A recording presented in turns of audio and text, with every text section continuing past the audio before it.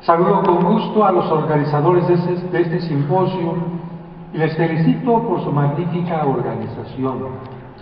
Saludo a los distinguidos expositores y a todos ustedes. El tema que me toca exponer es la neurosis y la religión. Toda verdadera religión debe servir para ampliar la conciencia, hacer crecer al individuo y en consecuencia a su entorno, incluyendo la creación. Por eso no es válido mirar hacia el cielo sin mirar a la tierra, tampoco es válido mirar solo a la tierra sin buscar la trascendencia. Pero en una religión sana no se deja todo a Dios, exige una actitud activa y no pasiva. Incluso el Evangelio insiste: pidan y se les dará, busquen y encontrarán, toquen y se les abrirá. El que siembra cosecha. Conozco a dos amigos neuróticos que le pidieron ayuda a Dios que les ayudara a resolver ciertos problemas. Uno encendía una vela todos los días mientras repetía: ayúdame, Dios mío. Esperaba que Dios resolviera mágicamente su problema. El resultado fue que terminó enojado con Dios y ha cambiado de religión 7 veces esperando que Dios le resuelva su problema. El otro también oraba, pero haciendo caso al refrán popular: a Dios rogando y con el mazo dando, o ayúdate que yo te ayudaré. Descubrió que Dios le ofrecía su ayuda en un grupo de autoayuda. Aceptó la invitación y desde entonces todos los días encuentra a Dios en la ayuda de su grupo. Hoy también Él está aquí. De esta manera, ayudando a encontrar respuestas de Dios a través de lo cotidiano, la religión puede ayudar al ser humano a crecer en sus aspectos humano y espiritual y ayudarle a mantener cierto orden y equilibrio en su vida. Este orden y equilibrio tiene que ver con diversas áreas en conjunto. Nadie se puede considerar exitoso, feliz, ni buen creyente si no desarrolla en forma armoniosa y equilibrada estas áreas: el área de la salud, de la familia, el área profesional, social, económica y espiritual. La religión no solo es mirar al cielo, tiene que ayudar al cuidado y desarrollo de la salud física y mental, de la vida familiar, el desarrollo profesional, la relación con la sociedad y el manejo de los bienes.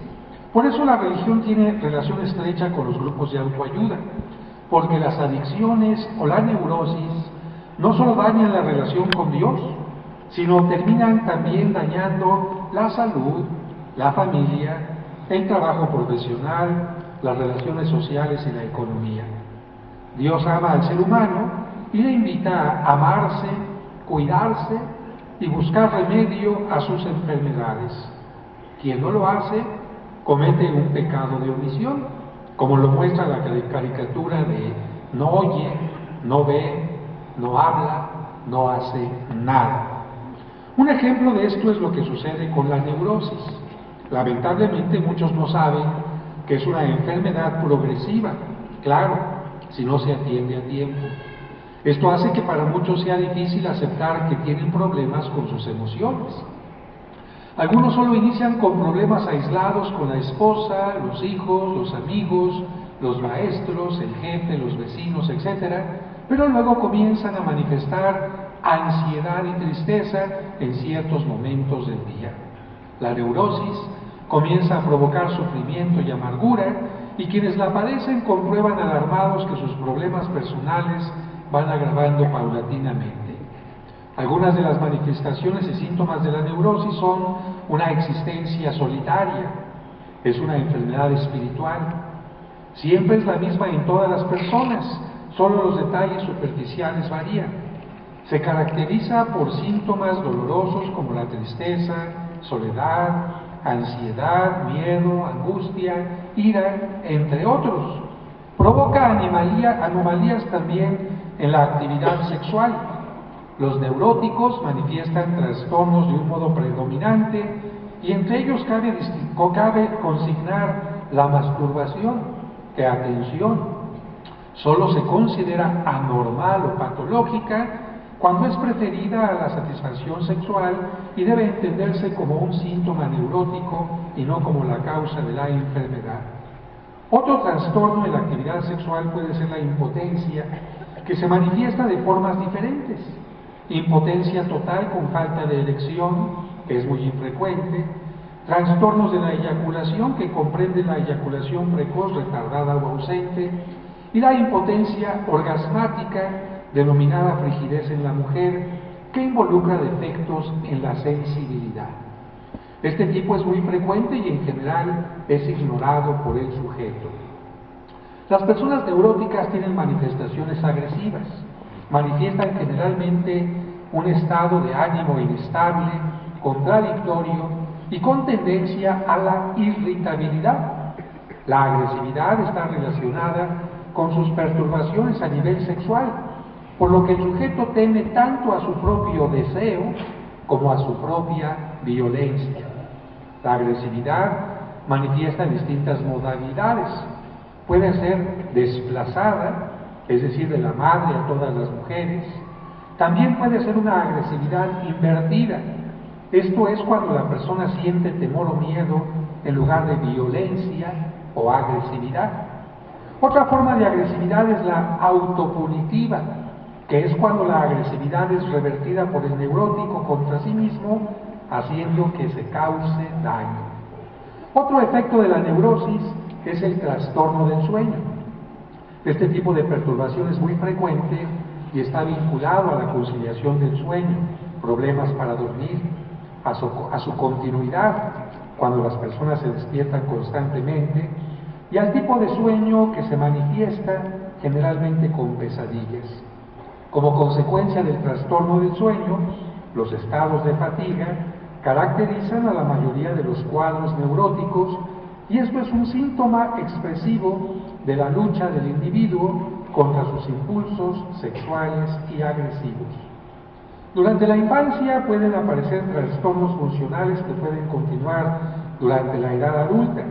Estos pueden ser enuresis, que es orinarse en la cama, tartamudez, tics, rubor, etc. Con esta breve información que acabo de dar sobre la neurosis, imagínense ahora que ustedes son un sacerdote y que están en el confesonario confesando. El penitente se confiesa que están aumentando los problemas con su esposa y con sus hijos porque explota fácilmente. Además, es muy celoso. Por otra parte, se está masturbando con mucha frecuencia y prefiere esa práctica a la relación de pareja. Cuando llega a tener relaciones, aparece la impotencia. Tiene problemas en el trabajo y con sus hijos porque no rinde el 100%, porque siempre se siente cansado. No le gusta asistir a las reuniones sociales porque siente que todo el mundo lo observa, es poco tolerante y esto lo está llevando a vivir aislado. Además, cambia de ánimo fácilmente y se vuelve agresivo. La ansiedad lo está haciendo comer constantemente y comienza a tener problemas de sobrepeso. Su agresividad no solo ha lastimado a sus seres queridos, sino que se ha agredido a sí mismo, incluso ha pensado en quitarse la vida. Ahora, ¿sería suficiente con que el sacerdote le dé la absolución para que el penitente se sienta limpio de culpa y no vuelva a pecar? ¿Le bastaría al penitente rezar unas cuantas oraciones para solucionar sus males? Seguramente ustedes estarían de acuerdo conmigo en que no es suficiente porque la confesión no es solo un calmante de conciencias o un quitamanchas, exige un esfuerzo para un cambio de vida. El penitente en este caso tendría que reconocer que sus males en gran parte son causados por una enfermedad y si no enfrenta la enfermedad que es la causa, no podrá solucionar los efectos aunque se confiese 1000 veces. Existe una palabra utilizada especialmente en la Biblia, pecado. Esta palabra no siempre es comprendida correctamente, dando consecuencias como las siguientes, dos extremos. Pensamientos, por una parte, que afirman que todo o casi todo es pecado, o bien justifican toda acción u omisión afirmando que nada es pecado. Siempre es mejor el equilibrio. Algunos, como doña Chabelita, a quien todos conocen muy bien, piensan incorrectamente cuando creen que Dios está en contra de todo aquello que dé felicidad, placer o satisfacción. Para personas así, una buena comida, una buena bebida, una buena siesta o una buena relación, todo es pecado. Este tipo de pensamiento equivocado hace creer al ser humano que Dios lo quiere ver infeliz, insatisfecho, sufriente, solo, etc. Y que esa debe ser su cruz de cada día. De esta manera la religión nos impediría ser felices y nos haría vivir en forma masoquista. Es necesario corregir estas ideas para poder corregir el comportamiento. La palabra pecado se debe entender como todo aquello que obstaculiza o impide el bien personal, conyugal, familiar, social e incluso ecológico. Puede ser todo abuso, pero también toda carencia, porque todos los extremos son malos. Como dice el refrán, ni tanto que teme al santo, ni tampoco que no lo alumbre. Por lo tanto, hay una gran diversidad de pecados a vencer. Estos pueden ser personales y sociales. Y si las adicciones o la neurosis obstaculizan el bien personal, conyugal, familiar, social o económico, se convierten en pecado cuando no se hace nada por dominarlas. El cristianismo considera 7 pecados como la fuente u origen de todos los demás y les llama pecados capitales.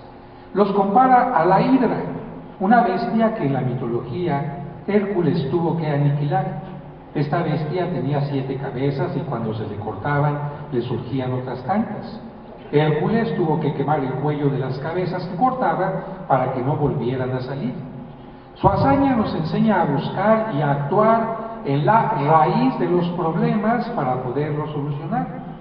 ¿De qué le sirve al alcohólico confesarse y pedir perdón si no sabe que el alcoholismo es una enfermedad y cómo se puede combatir? ¿De qué le sirve a una persona violenta, celosa o agresiva confesarse y pedir perdón si no sabe cuál es la causa de su situación y cómo se puede resolver? Una buena religión nos invitaría a conocer las causas del pecado para poder cortar cabezas y sanar de raíz. Esto es semejante a lo que hace un médico para poder dar un tratamiento. Necesita analizar y hacer un diagnóstico para comenzar la cura. Es interesante mencionar que muchos pecados son producidos por una falta de desarrollo humano, afectivo, emocional, falta de autoestima, falta de habilidad para manejar las emociones o por neurosis. Por eso recordemos cuáles son los llamados pecados capitales: soberbia, avaricia, lujuria, ira, gula, envidia y pereza. Y para no confundirnos, le iremos explicando a Chabelita. ¿Qué es la soberbia? Explicamos. La autoestima y el orgullo de sí mismo son correctos y totalmente sanos porque toda persona tiene derecho a ser feliz, buscar solución a sus necesidades, ser tomada en cuenta, expresar sus ideas y emociones, etc. Esto no es pecado, Chabelita. ¿Qué es entonces la soberbia? Infunde el deseo desordenado de grandeza personal, propicia que hombres y mujeres se sientan dioses y hagan menos a sus semejantes. Es causa de competencias desleales. Sus efectos son la presunción, que es excesiva confianza en sí mismo, la hipocresía, que simula virtudes que se carecen, la vanagloria, que busca solo el aprecio de los hombres, la ambición, que es una búsqueda desordenada de dignidades y honores. La soberbia impide reconocer las limitaciones, errores o fallas, impidiendo su solución. Impide al enfermo reconocer su mal. Impide que las personas con adicciones o relaciones enfermizas busquen grupos de autoayuda. Personas que sufren alcoholismo, drogadicción, neurosis, que son comuneros compulsivos o que tienen relaciones destructivas. Ante las actitudes de soberbia, todos los grupos de autoayuda invitan a creer en un poder superior que ayuda a fortalecer en la debilidad. ¿Qué es la avaricia? Explicamos. Dios creó el mundo y los bienes que hay en él para ayuda de sus criaturas. Por lo tanto, es lícito buscar y amar los bienes temporales o terrenos con fines honestos como proveer las necesidades de la vida, el sostén y el afianzamiento de la familia. Atención, Chabelita. Gozar los bienes materiales y buscar obtenerlos en una forma sana no es pecado. Así que tener la mitad adentro, como vemos en el letrero, no es pecado. Querer una grandota, tampoco, ni tener deseos de tocarlo, el piano, tampoco. La avaricia propicia el apetito desordenado de los bienes temporales. Es el deseo de poseer todas las cosas mundanas.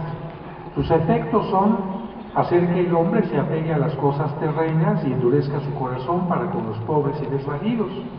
Al hacerle creer que su felicidad está en las cosas materiales, aleja al hombre de Dios y del prójimo. Propicia que el avaro tenga el dinero como ídolo, hace que por dinero o deseo de posesión el hombre sea capaz de robar, hacer fraude o chantajes, prostituirse e incluso llegar al homicidio. Muchas personas con baja estima caen en este pecado. Al sentir que valen menos que los demás, intentan compensar su poco valor acumulando cosas materiales, pero no son felices. ¿Qué es la lujuria? Dios creó al hombre y a la mujer y les dio la capacidad de mostrar su amor a través de la sexualidad. El amor y sus expresiones corporales son buenos. Atención, Chabelita, esto no es pecado. Sin embargo, la lujuria es la inclinación desordenada del placer sexual. Hace a un lado el amor buscando solo el placer corporal, olvidando que el ser humano no es solo cuerpo. Trata el cuerpo humano como un simple objeto de placer sexual. Engaña haciendo creer que el placer sexual es mejor que el amor. Es capaz de matar el amor por la búsqueda del placer. Sus efectos son infidelidad, ruptura matrimonial, abusos y violaciones, transmisión de enfermedades, pornografía y prostitución. Y lamentablemente el alcoholismo, la drogadicción, la neurosis o las relaciones destructivas